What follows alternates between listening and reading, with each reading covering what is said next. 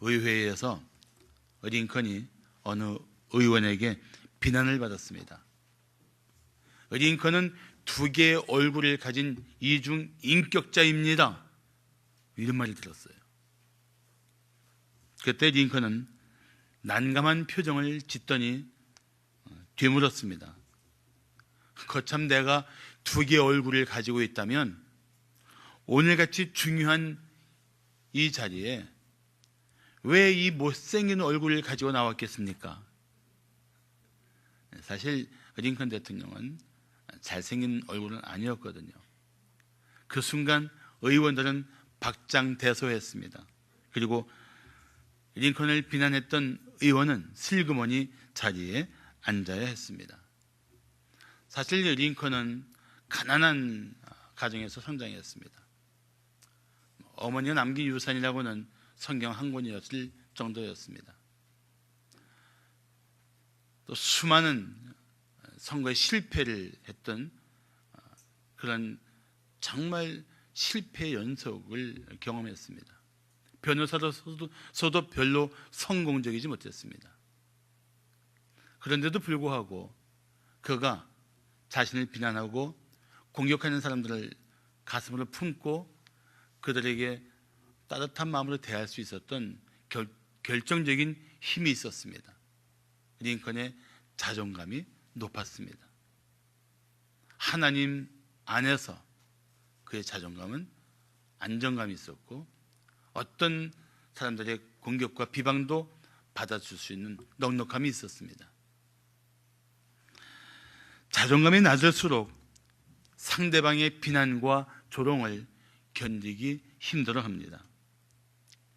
예를 들어 부자인데 옷을 허름하게 입은 사람이 있고 정말 돈이 없어 옷을 허름하게 입은 사람이 있다고 할 때 옷을 저렇게 입고 있어라는 한마디가 주는 영향은 다르단 말이죠. 그래서 어려서부터 비교를 당하고 무시당하면서 자란 사람이 과연 건강한 자상을 가질 수 있을까? 이 질문 앞에 사람들은 힘들 것이라고 대답합니다. 맞습니다. 힘듭니다. 왜냐하면 이미 어려서부터 자존감이 크게 무너졌기 때문입니다. 그럼 가난하고 배우지 못한 사람이 자신 있게 살아갈 수 있을까요? 그것도 만만치 않을 것입니다. 왜냐하면 열등감에 눌려 있기 때문입니다. 그렇다면 반대로 학식도 있고 재산도 많고 인물도 좋은 그런 사람이라면 자존감이 높을까요? 놀라운 사실은 꼭 그렇지도 않다는 것입니다. 의외로 상당히 많은 좋은 세상적인 조건을 가지고 있으면서도 낮은 자존감 때문에 신음하는 사람들이 있을 수 있습니다. 오히려 그 낮은 자존감을 감추기 위해서 재산과 권력을 의지하지만 사실 내적으로는 여전히 열등감과 싸울 수 있습니다. 자기 자신에 대해서 이 부정적인 관점을 바꾸지 않으면 열등감을 떨쳐버리기가 쉽지 않습니다. 특히 다른 사람들과 비교하면 할수록 부정적인 관점을 가지게 됩니다. 자존감이 지나치게 낮으면 열등감에 빠집니다. 그런데 이런 모든 자신의 약점들을 어떤 인물에 대한 열등감, 학식에 대한 열등감, 학벌에 대한 열등감, 재벌에 대한 열등감, 가문에 대한 열등감, 우리들 마음을 힘겹게 하는 많은 열등감의 조건들이 있지만 이 모든 것들을 과감하게 떨치고 벌떡 일어설 수 있는 삶의 비결이 있습니다. 그것은 바로 창조주 하나님을 만나는 것입니다. 하나님을 만나면 자존감은 회복할 것이고 이웃과는 건강한 인간관계를 나눌 수가 있습니다. 자존감이 무엇일까요? 아주 쉽게 표현한다면 자신을 존중하는 마음입니다. 누구보다도 성도들은 자존감을 회복해야 합니다. 성도 중에도 자신을 못마땅하게 생각하는 것을 볼 때 안타깝습니다. 성도 중에도 자기 자신에 대한 지나친 학대와 자기를 비하하는 모습을 보면 마음이 아픕니다. 자신이 얼마나 존귀한 존재인지를 잊은 채 방황하는 성도가 있다면 오늘 말씀을 통해서 회복하기를 간절히 기대합니다. 자, 성도가 높은 자존감을 가져야 할 이유가 무엇일까요? 성도가 이 땅의 어떤 사람보다도 높은 자존감을 가져야 할 이유가 무엇일까요? 첫째, 하나님의 기묘한 창조를 생각하기 때문입니다. 하나님이 자신을 얼마나 특별하게 창조하셨는가를 생각하면 세상적인 기준을 가지고 자기를 평가절하하거나 열등감에 시달리지 않을 수 있습니다.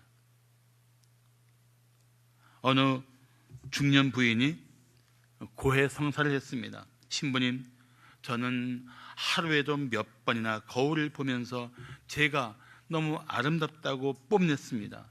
제 교만한 죄를 용서해 주세요.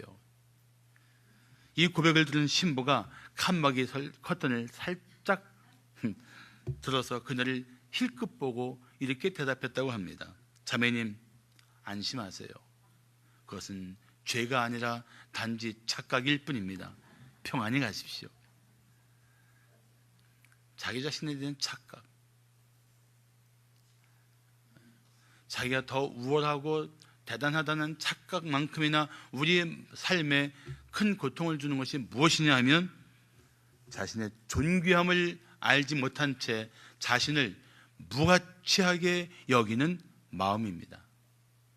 그런 삶의 태도는 사실 자기의 삶의 가치를 형편없이 무너뜨릴 수 있습니다.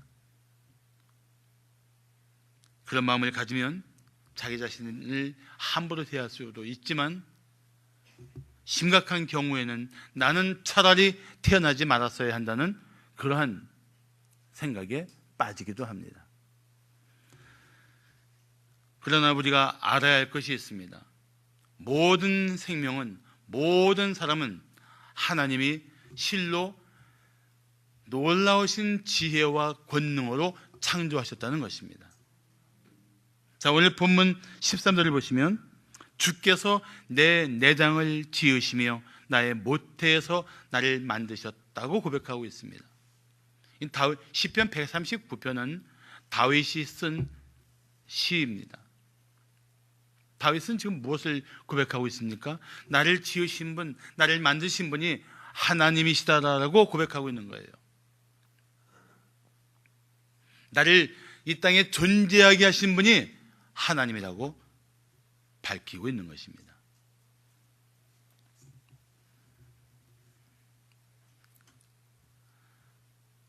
엄격히 말하면 우리는 하나님의 작품입니다.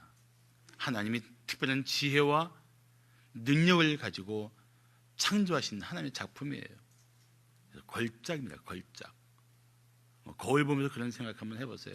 하나님 어떻게 이렇게 멋지게 만드셨어요?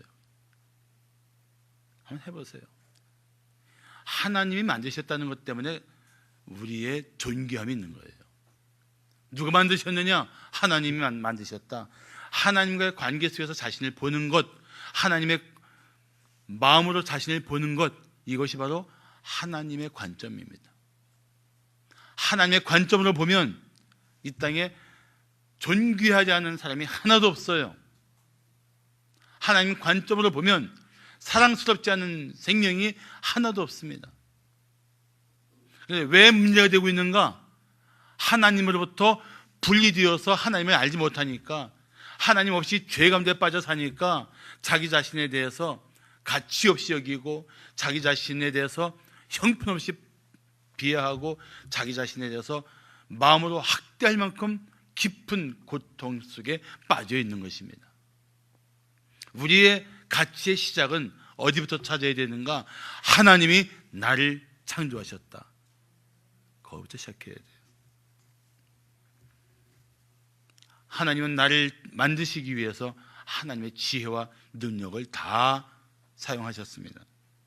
그래서 우리는 하나님께 이런 불평을 하면 안 됩니다. 하나님, 왜 나를 이렇게 만드셨어요?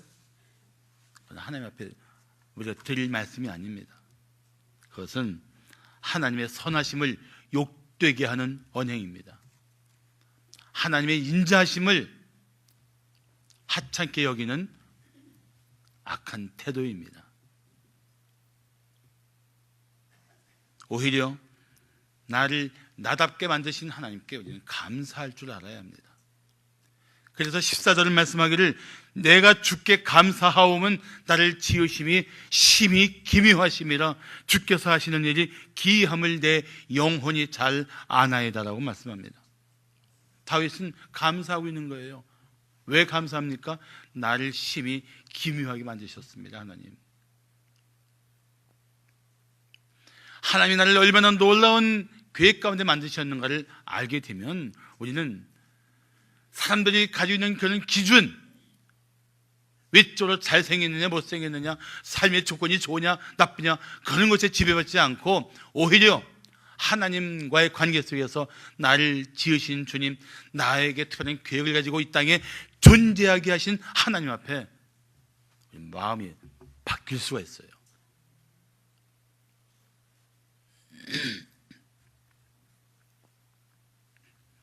하나님은 당신을 아주 특별하게 만드셨다는 사실을 기억하십시오. 다른 사람과 비교하지 말아야 합니다. 왜냐하면 어느 누구와도 비교할 수 없는 존재로 만드셨기 때문입니다. 어거스틴은 이런 말을 했습니다. 인간은 높은 산과 바다의 거대한 파도와 굽이치는 강물과 광활한 태양과 무수히 반짝이는 별들을 보고 경탄하면서 정작 가장 경탄해야 할 자기 자신의 존재에 대해서는 경탄하지 않는다.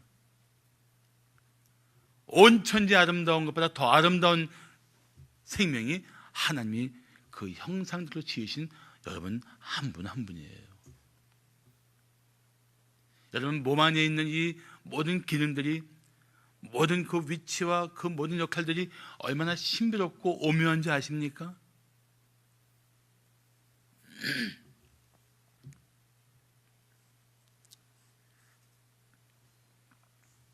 하나님은 당신 한 분을 위해서 그분의 모든 지혜와 권능을 다해서 아름답게 지으셨습니다. 하나님의 눈으로 자신을 본다면, 하나님의 관점으로 자신의 삶을 본다면 어느 분 하나 존귀하지 않은 분이 없습니다. 여러분 한 분 한 분이 정말 하나님 보시기에 사랑스럽고 귀한 분들이에요. 그 관점으로 자신을 보면 나를 지으신 하나님께 감사해야 마땅합니다. 그러면 묻습니다. 당신은 당신을 지으신 하나님께 감사하고 있습니까? 불평하고 있습니까? 누구나 세속적인 관점으로 자신을 보면 불평하게 됩니다. 그러나 하나님의 관점으로 보면 마침내 우리는 하나님께 감사하며 찬양하게 될 것입니다. 하나님이 창조한 사람을 함부로 대하는 것은 창조주 하나님에 대한 심각한 도전입니다. 하나님이 기뻐하시는 영혼을 우리의 그 잘못된 관점으로 하찮게 여기고 업신여기면 그것은 하나님의 작품을 함부로 대하는 악한 태도입니다. 남에게도 그러면 안 되지만 자신에게도 그러면 안 돼요. 왜냐하면 우리는 하나님의 위대한 작품이기 때문입니다. 하나님이 기뻐하시는 생명이기 때문입니다. 절대로 잊지 마십시오. 하나님은 당신을 창조하시고 심히 기뻐하십니다. 당신은 누가 뭐래도 존귀한 하나님의 사람입니다. 한번 옆에 분들에게 인사 나눌까요? 성도님은 존귀하신 하나님의 사람입니다. 인사하겠습니다. 시작.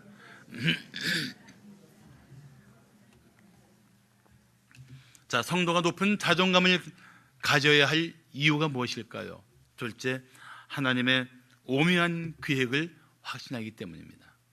하나님이 한 분 한 분을 창조하신 후에 그 한 분 한 분의 생명에게 오묘한 계획을 가지고 계세요. 제가 좋아하는 라인홀드 니보의 기도문이 있습니다. 이 기도문을 한번 읽어드리겠습니다. 하나님, 우리가 바꿀 수 없는 것들을 받아들일 수 있는 평온함과 바꿔야 할 것들을 바꿀 수 있는 용기와 그 둘을 구분할 수 있는 지혜를 주옵소서. 그런 기도예요. 바꿀 수 없는 문제 때문에 낙심한다면 안타까운 일입니다. 그런데 바꿀 수 있는 일조차 변화를 시도하지 않는다면 어이없는 일입니다. 그런데 사람들이 이 두 가지를 분별하지 못한 채 살고 있기도 합니다.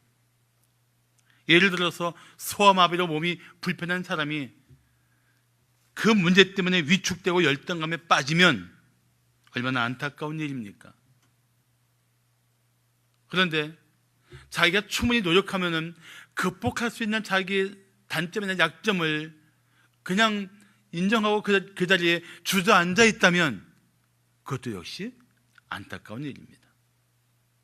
제가 옛날에 회사 다닐 때 포천에 대리점 사장이 한 분 있었어요.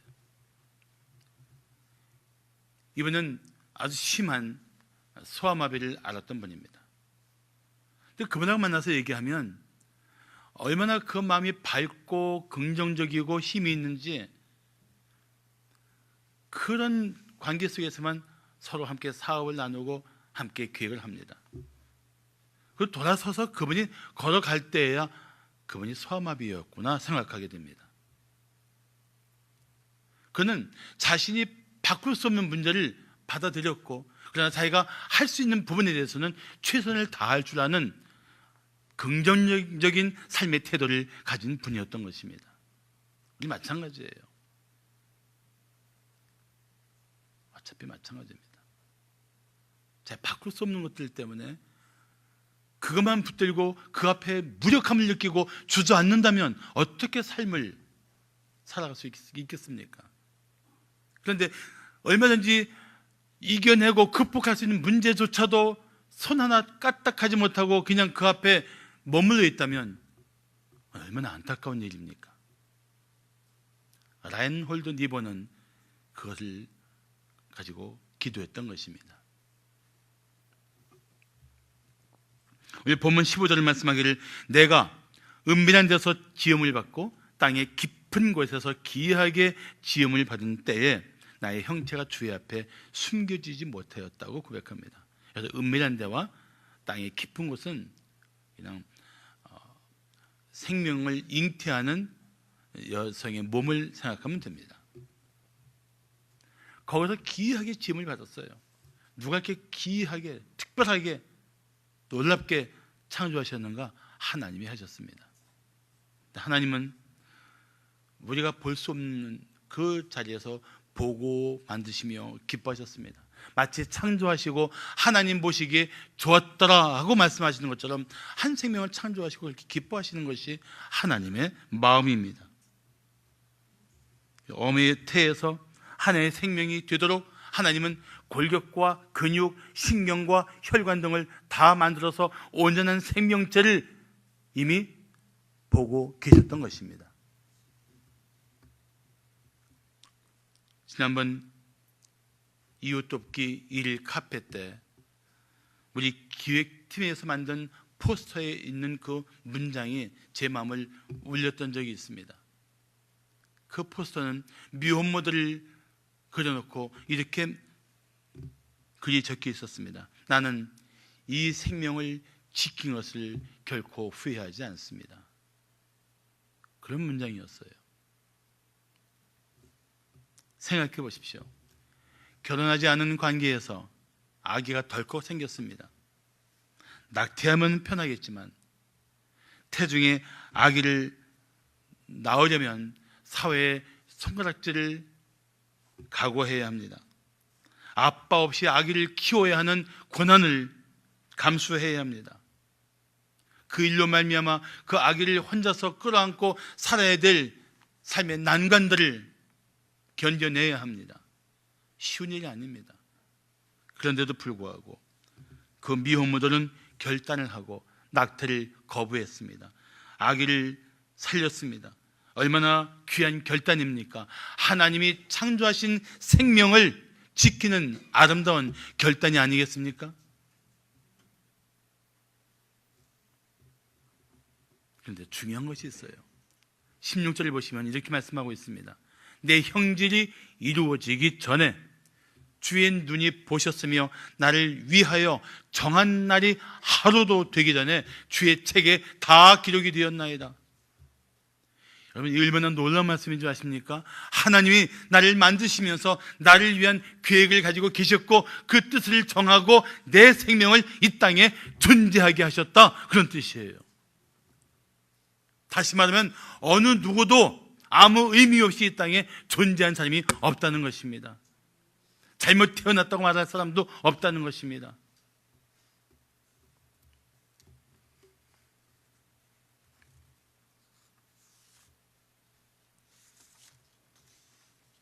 우리 조상들은 아기를 낳을 때 그런 생각을 했습니다. 누구나 다 저 먹을 것을 가지고 태어나는 법이야. 그리고 다 낳았어요. 그런데 예수를 믿는 성도조차도 생명을 주신 하나님께서 그 생명을 위한 놀라운 계획을 가지고 계시다는 사실을 믿지 못하는 경우가 있습니다. 생명, 그 아기에게만 해당되는 게 아니에요. 자기 자신에게도 해당되는 겁니다. 나를 이 땅에 존재하게 하신 하나님이 나를 위한 놀라운 계획을 가지고 계시다, 이 믿음을 잃은 채 살고 있는 경우도 있단 말이죠. 아세요? 하나님이 얼마나 놀라운 계획 가운데 이 땅에 우리를 존재하게 하셨는지, 우리를 통해서 하나님이 이루시고자 하는 놀라운 목적을 가지고 이 땅에 우리를 호흡하게 하셨는지 아십니까? 여러분, 한 분 한 분이 다 그런 하나님의 계획을 가진 존귀한 생명들입니다. 다 그런 거예요.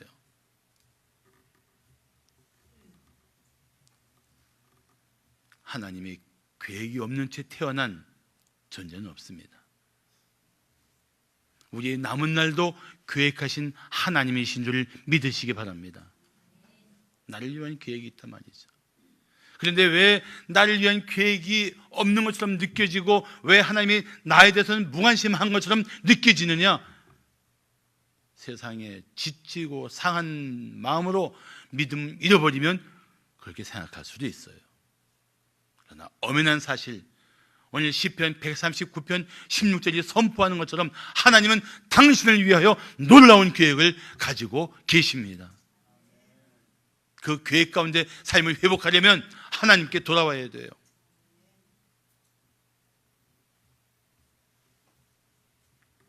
그러므로 어느 성도이든 지금 현재의 모습이 전부가 아닙니다.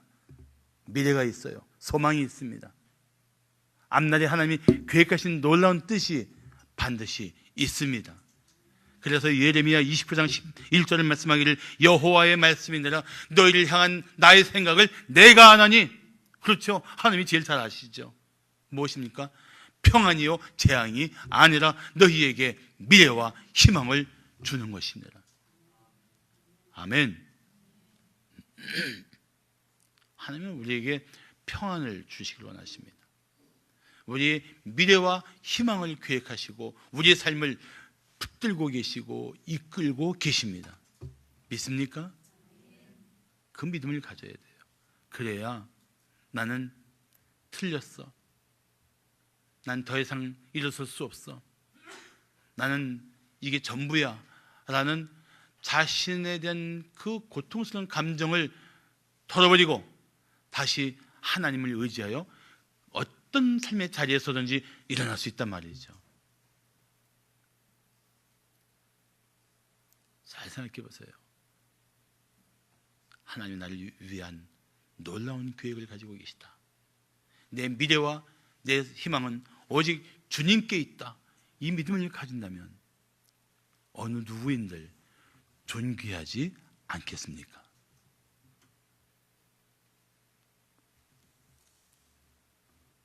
사랑하는 성도 여러분, 하나님께서 당신을 위한 놀라운 계획을 가지고 계십니다. 오묘하신 계획, 우리가 상상할 수도 없었던 계획. 그만큼 당신은 특별한 존재입니다. 열등감을 떨쳐버리고 자신을 존중하는 마음으로 다시 일어서야 합니다. 마지막으로 성도가 높은 자존감을 가져야 할 이유가 무엇일까요? 셋째, 하나님의 보배로운 생각을 기대하기 때문입니다. 아내가 간만에 낮잠을 자며 남편에게 1시간 후에 깨워달라고 했습니다. 1시간 후에 남편이 아내를 깨우기 위해서 얼굴에 물 한 방울을 똑 떨어뜨렸습니다. 아내가 깜짝 놀라 깨며 물었습니다. 아니 이게 뭐야? 남편이 이렇게 대답합니다. 아름다운 장미꽃에 물 한 방울 주었어. 닭살 돋는 멘트입니다.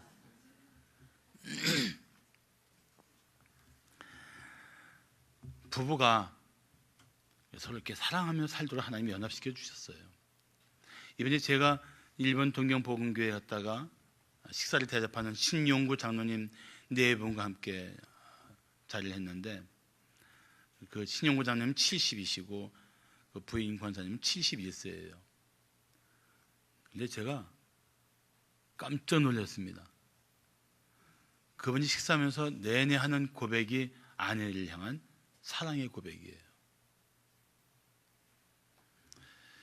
나이가 70인데도 아내를 끔찍히 사랑하는 한 남편을 보았습니다. 평생 저렇게 사랑하며 살 수 있구나. 근데 그 사랑을 받는 아내의 표정과 아내의 말 속에는 누구도 훼손할 수 없는 그 마음에 크고 깊은 자존감이 있었어요. 사랑받는 한 여인, 남편에게 사랑받는 여인이 가지고 있는 그 자존감, 얼마나 아름다운지 아십니까? 그런데 이 사랑과 비교할 수 없는 사랑이 있어요. 아시겠지만 하나님의 사랑입니다. 하나님의 사랑을 받는 우리가 천지를 창조하시고 통치하시고 마침내 모든 역사를 그 뜻대로 이루어 가시는 하나님의 사랑을 받는 우리가 자존감이 건강한 것은 당연한 일 아니겠습니까? 당연한 일이죠. 한 남편의 지극한 사랑을 받으면서도 아내 마음속에 그런 기쁨과 감격이 있다면 하물며 하나님의 사랑을 받는 우리라면 어떠해야 하겠습니까?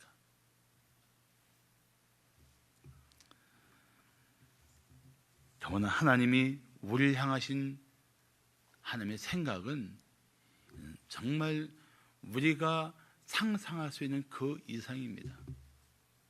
우리 보면 17절을 말씀하기를 하나님이여 주의 생각이 내게 어찌 그리 보배로우신지요 그 수가 어찌 그리 많은지요. 지금 다윗은 하나님의 보배로우신 생각 가운데 자기 삶이 있다는 것을 기뻐하고 있습니다. 여러분, 어느 누구도 하나님만큼 우리를 사랑하지 않습니다. 어느 누구도 하나님만큼 우리를 생각하지 않습니다. 어느 누구도 하나님만큼 우리를 위해서 온 힘을 다해 일하지 않습니다. 하나님 같은 분이 없어요. 그분의 보배로운 생각이 마침내 내 삶에 하나씩 다 이루어지고 펼쳐질 때가 반드시 옵니다. 그런 하나님의 놀라운 계획, 그러면 하나님의 그 보배로우신 생각 가운데 우리의 삶이 있다면 여러분 지금 너무 우리의 자신을 포기하는 것은 너무 빠른 포기가 아니겠습니까? 견디지 못하겠다고 주저앉는 것은 너무 빠른 절망감에 빠진 거 아니겠습니까? 하나님이라고 계시는데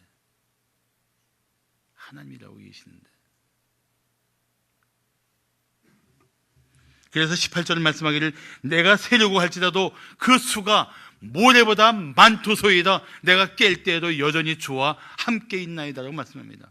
와, 그 보배로우신 생각 속에, 셀 수 없는 하나님의 생각 속에 내가 주님과 함께하고 있구나. 이 감격이 다윗으로 하여금 노래하게 한 것입니다. 우리에게도 그런 노래가 있어야 돼요. 내게 보배로운 생각을 가지신 그 셀 수 없이 많은 생각들로 내 삶을 바라보시고 계획하시는 하나님, 그 하나님과 내가 함께하고 있다. 그 마음을 갖는다면 여러분, 한 분 한 분이 얼마나 놀라운 삶의 가능성을 가진 존재인지를 알아야 합니다.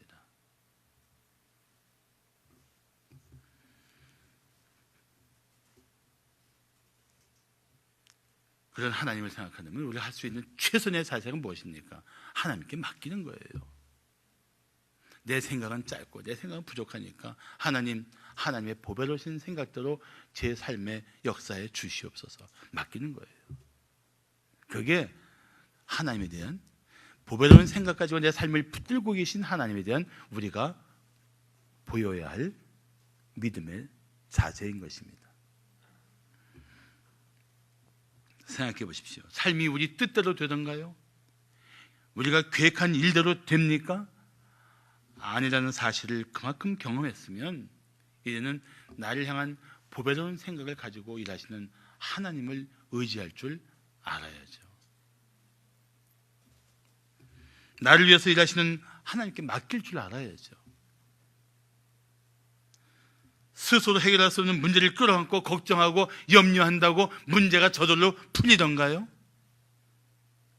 감당할 수 없는 문제 앞에서 헤맨다고 갑자기 길이 열리던가요? 아닙니다. 그런데 하나님을 의지하면 막막했던 문제가 해결되고 감당할 수 없는 문제를 극복할 수가 있습니다. 하나님이 하시면 다 감당할 수 있어요. 그래서 시편 40편 5절 말씀하기를 여호와 나의 하나님이여 주께서 행하신 기적이 많고 우리를 향하신 주의 생각도 많아 누구도 주와 견줄 수가 없나이다. 내가 널리 알려 말하고자 하나 너무 많아 그 수를 셀 수도 없나이다. 하나님이 나에게 행하신 일들을 말하고 싶은데 너무 많아서 어디부터 해야 할지 모르는 거예요.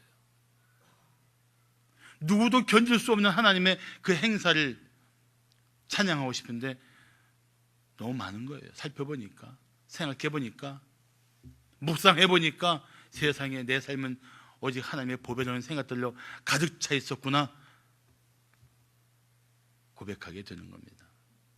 우리 성도들이 하나님 앞에서 그런 마음들이 좀 회복되었으면 좋겠어요. 물론 여러분 마음을 짓누르고 힘겹게 하고 지치게 하는 많은 요소들이 있지요. 사업이 뜻대로 되지 않고 인간관계는 고통스럽고 육체의 질고는 있고 마음을 무너뜨리는 일들은 참 많이 있을 겁니다. 왜 없겠어요? 근데 그럴수록 하나님께 초점 맞추고 하나님 앞에서 묵묵히 머물러 하나님을 바라보십시오. 하나님의 보배로운 생각이 마음속에 하나씩 살아나고 회복되기 시작하면 다시 일어설 수 있습니다. 하나님과 관계를 먼저 회복해야 돼요. 사랑하는 성도 여러분, 성도는 절대로 버려진 존재가 아닙니다. 쓸데없는 존재는 더더욱이 아닙니다. 하나님이 보배로운 생각을 가지고 돌보시는 특별한 존재입니다. 우리가 어떤 생각을 해도 그 이상으로 일하시는 하나님이십니다. 우리가 어떤 노력을 해도 그 이상으로 내 생애 가운데 역사하시는 하나님이십니다. 그래서 이사야 55장 8절과 9절을 말씀하기를 이는 내 생각이 너희 생각과 다르며 내 길은 너희의 길과 다름이니라. 여호와의 말씀이니라. 이는 하늘이 땅보다 높음같이 내 길은 너희의 길보다 높으며 내 생각은 너희의 생각보다 높으니라. 하나님의 보배로운 생각 가운데 당신의 삶이 있다면 가슴을 펴고 당당하게 일어나십시오. 반드시 그 보배로운 하나님의 생각이 펼쳐질 때가 올 것입니다. 고린도후서 5장 16절에 말씀하기를 그러므로 우리가 이제부터는 어떤 사람도 육신을 따라 알지 아니하노라고 말합니다.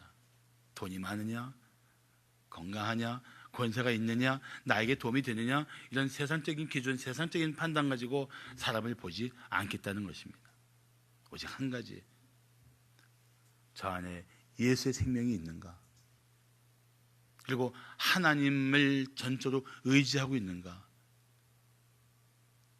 그런 관점으로 하나둘 사람들을 보기 시작한다면 예수의 생명이 없는 분에게는 그 생명을 전하고 싶을 것이고, 예수의 생명이 있는 분에게는 함께 부추겨 일어나 주님을 의지하고 나가도록 우리는 동행할 수 있을 것입니다. 우리는 보이는 것으로 사람을 판단하는 사람들이 아닙니다. 더 값진 것, 보이지 않는 것, 그러나 영원한 것으로 한 생명을 품을 줄 알아야 합니다. 우리가 누구입니까? 예수 그리스도로 말미암아 구원받은 하나님의 사람들, 예수 그리스도의 보혈로 구원받고 하나님의 자녀가 된 사람들 아닙니까? 그래서 고린도후서 5장 17절 말씀하기를 그런즉 누구든지 그리스도 안에 있으면 새로운 피조물이라, 보라 이전 것은 지나갔으니 보라 새 것이 되었도다. 새로운 피조물이에요. 하나님이 우리를 완전히 새로운 존재로 예수 안에서 완전히 새로운 생명으로 우리를 다시 태어나게 하셨습니다. 이게 거듭남이란 말이에요. 영적으로 다시 태어난 존재,